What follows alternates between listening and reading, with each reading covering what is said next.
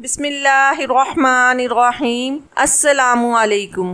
میرا نام اقرا ہے۔ میری عمر 50 سال کی ہے۔ میرے ابا ایک مزدور تھے اور اماں کسی کے گھر کام کیا کرتی تھی۔ ہم 8 بہن بھائی تھے۔ گھر کا خرچہ بہت مشکل سے چلتا تھا۔ میری اماں دن بھر لوگوں کے کام کرتی اور شام کے وقت گھر لوٹ آتی۔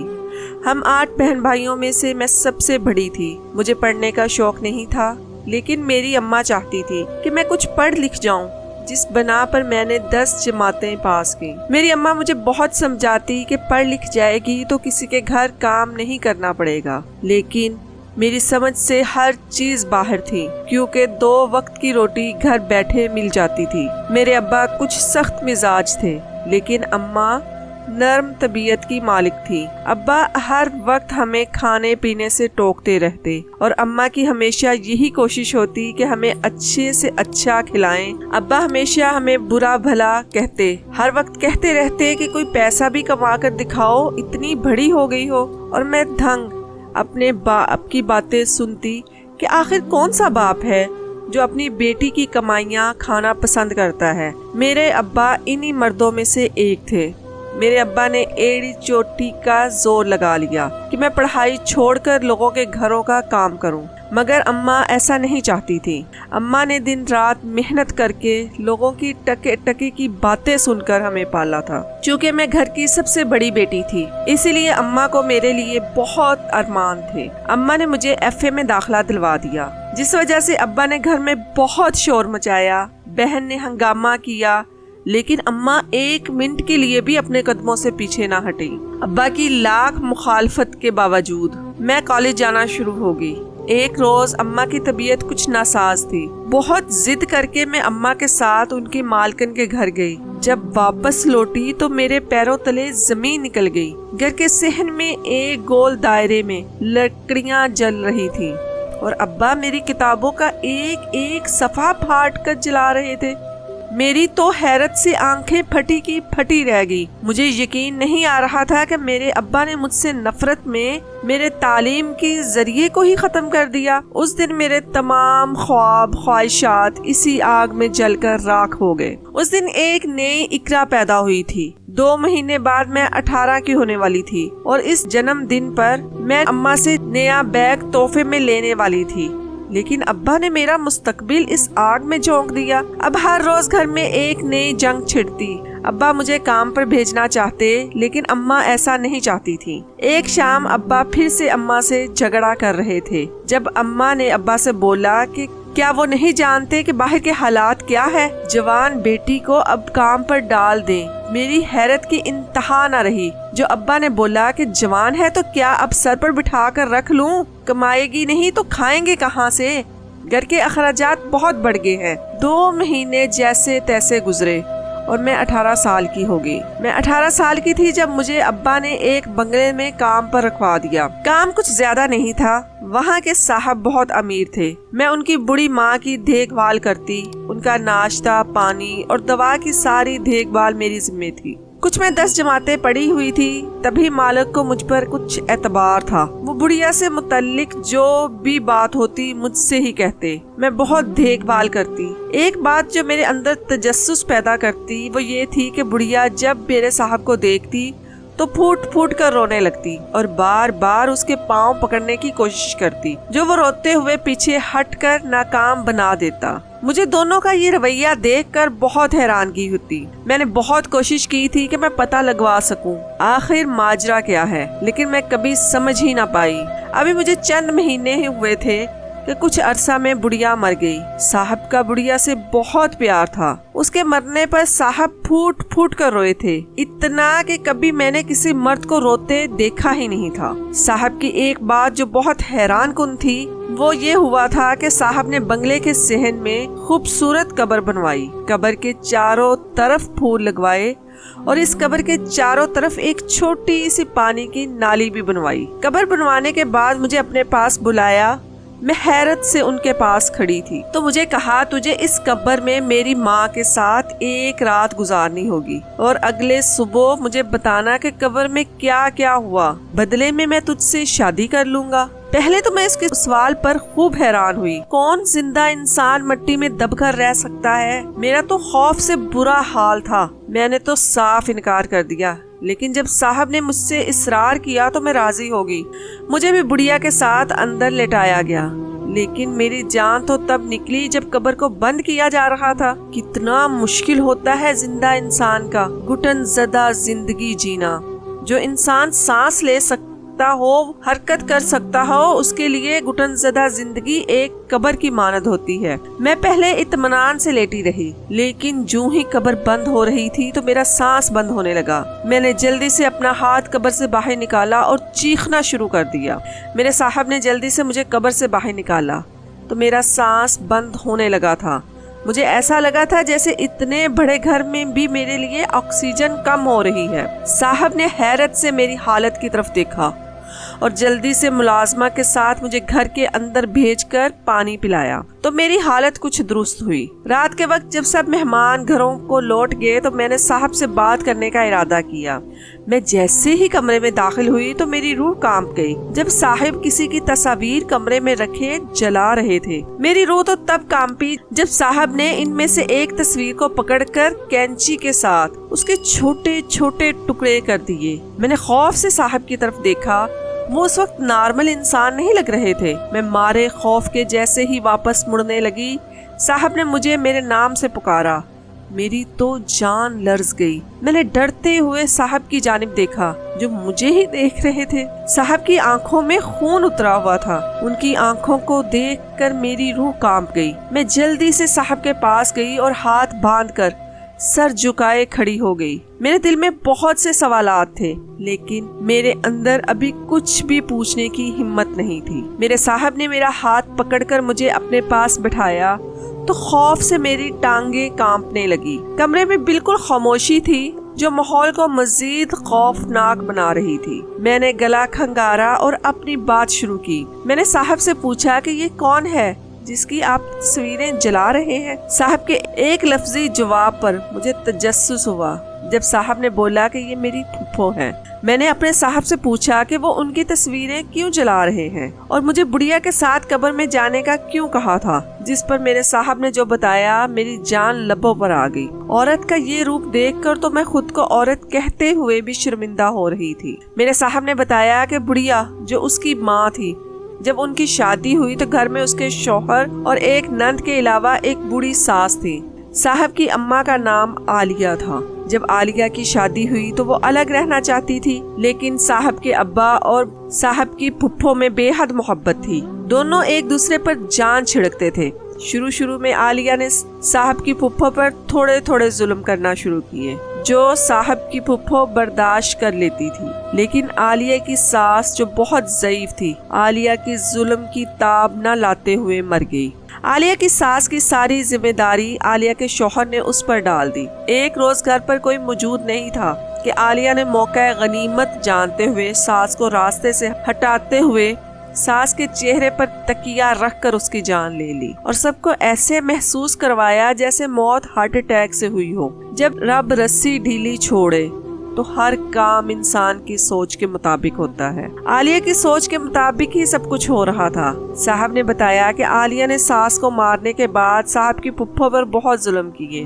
ابا اور پھپھو کا پیار دیکھ کر صاحب کی اماں کو یہ برداشت نہیں ہوتا تھا۔ تبھی عالیہ نے ایک چال چلی اور وہ بھول گئی کہ رب کی لاٹھی بے آواز ہوتی ہے۔ صاحب کی پھپھو جو ایک یونیورسٹی میں پڑھتی تھی، وہاں اسے ایک لڑکے سے پیار ہو گیا۔ اس بات کی خبر نہ جانے کس طرح پھپھو کے گھر پہنچ گئی۔ صاحب کے ابا نے بے یقینی سے صاحب کی پھپھو کی طرف دیکھا، کیا کچھ نہ تھا۔ صاحب کی ابا کی آنکھوں میں درد، تکلیف، دھوکے کے زخم جو پھپھو برداشت نہ کر پائی۔ صاحب کی پھپھو بہت خوبصورت تھی اور پڑھی لکھی بھی تھی، عادت کی بھی بہت اچھی تھی۔ یہی وجہ تھی جو پھپھو کی موت کا سبب بنی۔ عالیہ نے صاحب کی پھپھو کو گھر سے نکلوا دیا، اس پر جھوٹے الزامات لگا کر۔ صاحب کی پھپھو در در کی ٹھوکریں کھاتی رہیں اور پھر اچانک گھر ان کی ڈیڈ باڈی آ گئی، جس کی خاطر سب کیا تھا۔ اپنی جان سے پیاری بہن کو اس حال میں دیکھ کر ہمت ہار گئے اور اس دنیا سے رخصت ہو گئے۔ شوہر کا غم ایسا لگا کہ عالیہ دنوں میں بستر سے جا لگی۔ عالیہ کو فالج کا اٹیک ہوا جو زبان پر بھی پڑ گیا۔ عالیہ کا ایک ہی بیٹا تھا جو میرے صاحب تھے۔ پہل تو صاحب کچھ نہیں جانتے تھے۔ وقت کے ساتھ ساتھ عالیہ نے سب صاحب کو بتا دیا، اور جب وہ صاحب سے ملتی تب وہ صاحب سے معافی مانگتی تھی۔ صاحب اتنی کہانی بتا کر چپ ہو گئے، جیسے آگے بتانا نہیں چاہتے تھے۔ میں بھی دل برداشتہ ہوتی کمرے سے آنے لگی، جب صاحب کی اگلی بات نے میرے پیروں تلے سے زمین کھینچ لی۔ جب صاحب نے کہا کہ کل تیار رہنا، ہم دونوں کا نکاح ہے۔ میرے صاحب بہت امیر تھے، اکلوتے بیٹے ہونے کی وجہ سے ساری جائیداد ان کے نام کر دی گئی تھی۔ میں کچھ بھی بولے بغیر کمرے سے آ گئی، اور اگلے روز میرا نکاح میرے صاحب سے ہو گیا۔ کہتے ہیں میاں بیوی ایک دوسرے کا لباس ہوتے ہیں۔ اعتماد، بھروسہ اس رشتے کی سب سے مضبوط بنیاد ہے۔ میرا شوہر مجھ پر ہر طرح سے بھروسہ کرتا تھا۔ اپنے دل کا اتنا بڑا راز اس نے مجھے بتا دیا تھا، لیکن ابھی بھی کچھ تھا جو مجھ سے چھپایا گیا تھا۔ زندگی اپنے ڈگر پر چل رہی تھی۔ میرا شوہر مجھ سے بہت محبت کرتا تھا، میرا بہت زیادہ خیال رکھتا۔ وہ ہمیشہ ایک ہی بات کہتا، اماں کو اس حال میں پہنچانے والے ابا اور پھپھو ہی ہیں۔ مجھے اپنے شوہر کی یہ بات سمجھ نہیں آتی تھی کہ آخر وہ ایسا کیوں کہتا ہے۔ ایک روز شوہر کام سے آیا تو میں نے اس سے نرمی سے بات کرنے کا ارادہ کیا۔ میں نے اپنے شوہر سے پوچھا کہ وہ اپنے ابا اور اپنی پھپھو سے اس قدر نفرت کیوں کرتا ہے۔ جس پر اس نے جو بتایا تو میرے رونگٹے کھڑے ہو گئے کہ ابا کی موت سے پہلے اماں کو طلاق ہو چکی تھی۔ مجھے حیرت کا بڑا جھٹکا لگا۔ یہ ایک ایسی پہیلی تھی جو سلجھنے کا نام ہی نہیں لے رہی تھی۔ میں نے اپنے شوہر سے پوچھا کہ ایسا کیا ہوا تھا کہ میری ساس کو پہلے طلاق ہو گئی تھی۔ میرے سوال پر میرے شوہر نے مجھ سے نظریں پھیر لی۔ میں نے اپنے شوہر کو اعتماد دلوایا کہ ان کی اماں کا راز ہی رہے گا۔ پھر جو میرے شوہر نے بتایا، میری روح کام رہ گئی۔ میرے شوہر نے بتایا کہ میری ساس کسی اور سے محبت کرتی تھی اور ابا سے شادی کے بعد بھی اس انسان سے رشتے میں تھی، اسی لیے ابا نے اماں کو طلاق دی، اور جو کچھ اماں نے کیا وہ بھی کچھ ابا اور پھپھو کی زیادتیوں کی وجہ سے، جو آپس میں محبت میں دوسرے شخص کو بھول ہی گئے تھے۔ ہر رشتے میں اگر برابری نہیں ہوتی تو کم سے کم میانہ روی اختیار کر لینی چاہیے۔ اس سے رشتے ٹوٹتے نہیں، اس سے رشتے بکھرتے نہیں۔ میرے سسر نے اپنی بہن کی محبت میں اپنی بیوی کو نظر انداز کیا، جس سے میری ساس میں جلن کی آگ بھڑک اٹھی اور اس آگ میں سب جل کر راکھ ہو گیا۔ عورت بہت نازک مزاج ہوتی ہے، محبت سے گوندی جاتی ہے۔ اگر اسے سختی سے لے کر چلو گے تو خود زندہ رہ پائے گی اور نہ کسی کو زندہ رہنے دے گی۔ میرے شوہر نے مجھے بتایا کہ وہ کبھی بھی اپنے ابا کے ساتھ اٹیچ نہیں تھا اور نہ ہی اپنی پھپھو کے ساتھ اٹیچ تھا۔ اس کی وجہ اس کی اماں کی میرے شوہر کے دل میں ڈالی گئی نفرت تھی۔ مجھے اپنے شوہر پر بہت ترس آتا تھا۔ میاں بیوی کے رشتے میں سب سے زیادہ جو سفر کرتا ہے وہ ان کی اولاد ہوتی ہے، جس کے ننھے سے دماغ میں نہ جانے کیا کیا ڈال دیا جاتا ہے کہ وہ بچپن میں ہی اپنے ماں باپ کو لے کر اپنے ننھے سے پاک دل میں نفرت کی کمپلیں اگا لیتا ہے۔ ایک روز میرا شوہر گھر نہیں تھا۔ میں جب سے شادی ہوئی تھی تب سے گھر کی ٹھیک سے صفائی نہیں کر پائی۔ میں پورا کمرہ صاف کرنے کا سوچا۔ میں کمرہ صاف کر رہی تھی جب مجھے الماری کے پاس ایک کاغذ ملا۔ میں نے وہ کاغذ اٹھایا تو کاغذ دیکھ کر جیسے میرے رونگٹے کھڑے ہو گئے۔ وہ ایک طلاق نامہ تھا جس پر میرے شوہر کا نام لکھا ہوا تھا۔ عورت کے نام پر نظر پڑتے مجھے لگا میرے ارد گرد ہر شے گھوم رہی ہے۔ میں نے جب غور کیا تو مجھے یقین نہیں آیا کہ خواہ جو میں دیکھ رہی ہوں وہ سچ بھی ہے۔ میرا شوہر پہلے سے شادی شدہ ہے اور لڑکی کو طلاق دے چکا ہے۔ ابھی میں مزید کچھ سوچتی کہ شوہر کمرے میں داخل ہوتے ہی میرے ہاتھ میں کاغذات دیکھ کر چونک گئے۔ میں نے بھر آئی آنکھوں سے اپنے شوہر کی طرف دیکھا تو انہوں نے جلدی سے آگے ہو کر میرے ہاتھ سے وہ کاغذات پکڑے اور الماری میں چھپانے لگے۔ میں نے سب کام چھوڑے اور سراپا سوال بنی اپنے شوہر کے سامنے کھڑی ہو گئی۔ میرا شوہر نظریں چرانے لگا تو میں نے لڑکی کا پوچھا کہ آخر وہ ہے کون تھی، کہاں سے تھی اور اسے طلاق کیوں دی۔ پہلے تو میرا شوہر خاموش رہا اور پھر جب اس نے بتانا شروع کیا تو مجھے لگا ساتوں آسمان میرے سر پر آن گرے ہیں۔ میرے شوہر کی پہلی بیوی کوئی اور نہیں، ان کی سگی پھپھو کی پہلی اور آخری اولاد تھی۔ جو ان کے شوہر میں سے نہیں تھی، بلکہ جب میری ساس کی وجہ سے ان کو در بدر کیا گیا تھا تبھی ان کے ساتھ زیادتی ہوئی تھی۔ میری ساس نے میرے شوہر کی پھپھو کے مر جانے کے بعد اس کی بیٹی کا رشتہ میرے شوہر سے کروا دیا، لیکن وہ بھی میرے شوہر کے ساتھ نہیں رہنا چاہتی تھی۔ تبھی میرے شوہر نے اسے طلاق دے دی، لیکن ایک خوف سا دل میں بیٹھ گیا تھا کہ اگر پہلی کو چھوڑ سکتے ہیں تو مجھے بھی چھوڑ سکتے ہیں۔ یہی خوف میرے دل میں سما گیا۔ سب کچھ ٹھیک چل رہا تھا، پھر نہ جانے کہاں سے آزمائش ہمارا پتہ تلاش کرتے ہوئے ہمارے گھر آ گئی۔ مجھے اپنے اماں ابا کی یاد آنے لگی تھی۔ اتنے عرصے سے میرے شوہر کی محبت نے مجھے میرے ماں باپ کی محبت کو بلانے پر مجبور کر دیا تھا۔ ایک روز شام کے وقت میں تیار بیٹھی تھی، جب میرے شوہر کام سے آئے تو میری اتنی تیاری دیکھ کر چونک گئے۔ میں نے بولا کہ مجھے اپنی اماں کے گھر جانا ہے۔ میرا شوہر جو پہلے بالکل ٹھیک تھے، ایک دم سے غصے میں آ گئے اور مجھے غصہ ہونے لگے۔ میں تو حیران تھی، یہ دھوپ چھاؤں سے انسان کو دیکھ کر مجھے اپنے شوہر کے غصے پر حیرت ہوئی تھی کہ میں نے ایسا کیا کہہ دیا ہے جس سے ان کا موڈ خراب ہو گیا ہے۔ میرے شوہر مجھے کوئی بھی جواب دیے بغیر کمرے میں چلے گئے۔ مجھے اپنی اس بے عزتی پر بہت تکلیف محسوس ہوئی، لیکن خاموش ہو گئی تھی۔ میں اپنے شوہر سے زیادہ بات نہیں کیا کرتی تھی، نہ ہی اپنے شوہر کو ٹھیک سے بلاتی تھی۔ میرا شوہر میری یہ بے رخی محسوس کر رہا تھا، لیکن نہ جانے کس بات کو لے کر خاموش تھا۔ میں نے ایک ہفتہ گزارا تو پھر سے اپنے گھر جانے کی ضد کی۔ تب میرے شوہر نے مجھے بولا کہ چلو میں لے چلتا ہوں۔ میں جیسے ہی اپنے محلے میں پہنچی تو میرے گھر کے آگے بڑا سا تالا لگا ہوا تھا۔ میں بہت حیران ہوئی کیونکہ اماں نے کبھی بھی گھر کو تالا نہیں لگانے دیا تھا۔ میں نے اپنے شوہر کی طرف بے چینی سے دیکھا تو میرے شوہر نے جو مجھے بتایا مجھے یقین نہیں آ رہا تھا۔ جب میرے شوہر نے کہا کہ میری اماں ابا نے یہ گھر بیچ کر کہیں اور چلے گئے ہیں، کہاں گئے ہیں وہ نہیں جانتا، مجھے حیرت کا شدید جھٹکا لگا۔ میں گھر کی پہلی اور بڑی بیٹی تھی، مجھ سے پوچھنا نہیں تھا تو کم سے کم مجھے بتا تو سکتے تھے۔ یہ شکوہ جب میں نے اپنے شوہر کے سامنے کیا تو وہ ہنسنے لگا۔ میں نے اپنے شوہر کو دیکھا، مجھے لگا جیسے وہ پاگل ہو گیا ہے۔ یہاں میں پریشان ہوں اور وہ ہنس رہے ہیں۔ میرے شوہر نے گاڑی چلائی اور مجھے اس جگہ سے باہر لے آئے۔